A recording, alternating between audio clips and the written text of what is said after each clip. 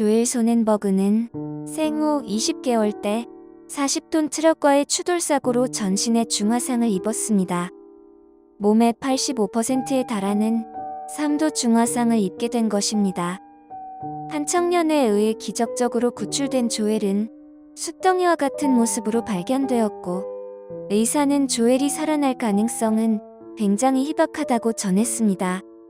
하지만 조엘은 총 50여 차례의 수술을 받은 끝에 기적적으로 살아남았고, 손가락과 발가락이 없이도 초등학교 시절 축구와 농구 선수로 활약했고, 산악자전거와 클레이 사격의 고수이기도 합니다.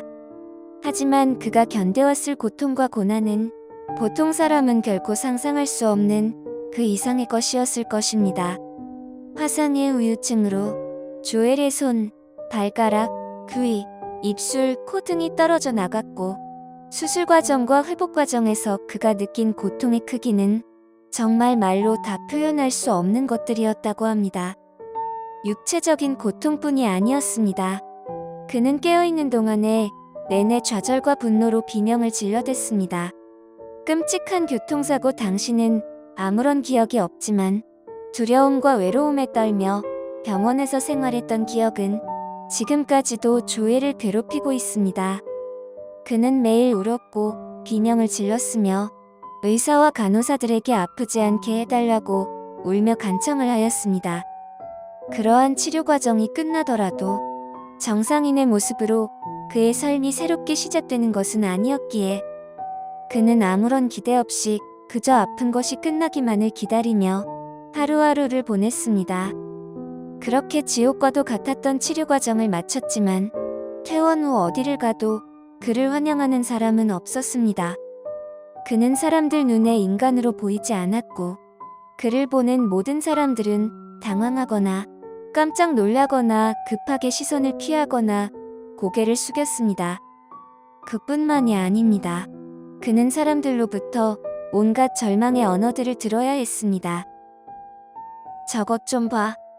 이봐, 가면 좀 벗지 그래? 엄마, 밥맛 떨어져. 등등 세상 사람들은 모진 말들로 조엘을 공격했습니다. 그는 집이라는 안전한 울타리를 벗어날 때마다 질식할 것 같은 느낌이 들었다고 말했습니다. 그에게 디즈니랜드는 환상의 놀이공원이 아니라 지옥 그 자체였고, 머리를 식히러 영화관에 가면 오히려 머리가 더 달궈져서 나왔다고 합니다. 어른이 된 그는 수십 년 동안 인간이 감히 상상할 수도 없는 최악의 말들과 반응을 견디며 힘들게 살아야 했습니다. 지금도 호기심 가득한 사람들의 눈초리에 미소로 대답하는 법을 배우는 중이라고 합니다. 또한 나는 누구인가? 결혼은 할 수 있을까? 나를 비웃는 사람들에게 어떻게 다가가야 할까? 어떻게 해야 긍정적인 자세를 잃지 않을까?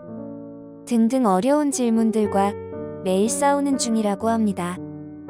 이런 질문들과 늘 싸우면서 제정신을 유지한다는 것만으로도 스스로 가끔 놀라게 된다고 합니다. 많은 사람들은 조엘, 너는 정말 강해라고 말합니다.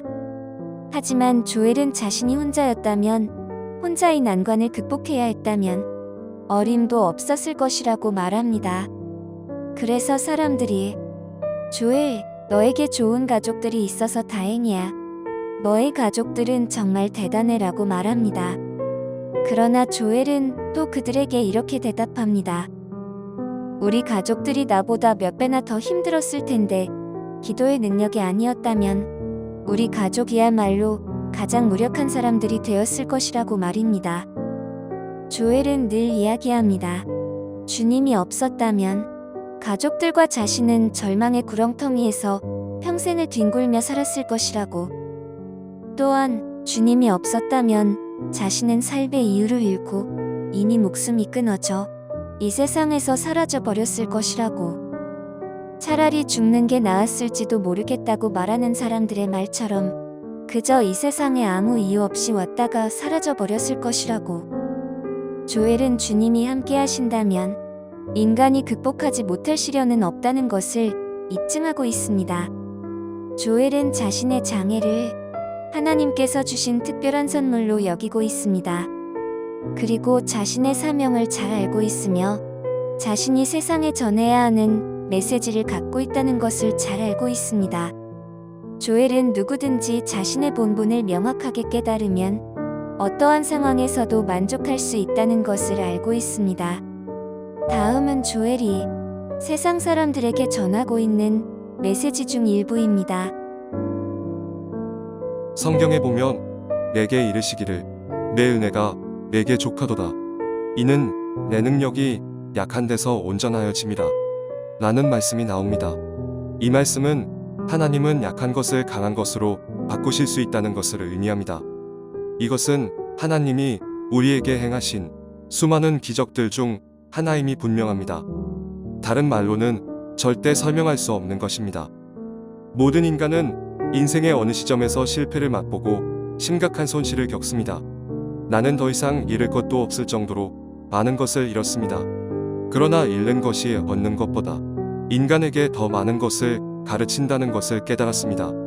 세상은 저에게서 많은 것들을 빼앗아갔지만 저와 제 가족을 위한 수많은 사람들의 기도는 빼앗아가지 못했습니다. 저는 사고 이후부터 저를 환영하지 않는 세상 속에서 성장해야 했고 이미 50차례 이상의 수술과 그에 따른 입원을 경험했습니다. 하지만 저는 당신을 위해 기도합니다. 저는 저에게 주어진 주님의 사명을 다하기 위해 세상과 끊임없이 만날 것이며 당신을 위해 기도할 것입니다. 조엘은 교통사고만 아니었다면 평범한 인생을 살 수 있었지만 40톤 트럭을 몰던 운전자의 실수로 너무나 많은 것을 잃었습니다. 하지만 그는 결국 그리스도의 사랑으로 가해자를 용서했으며 재판정에 나와 이런 진술을 전했습니다. 저는 증오심으로 인생을 허비하지 않을 것입니다. 원망과 절망이 또 다른 고통을 낳을 것이기 때문입니다. 대신 사랑으로 하나님의 은혜 안에 있는 무한한 사랑으로 둘러싸일 것입니다.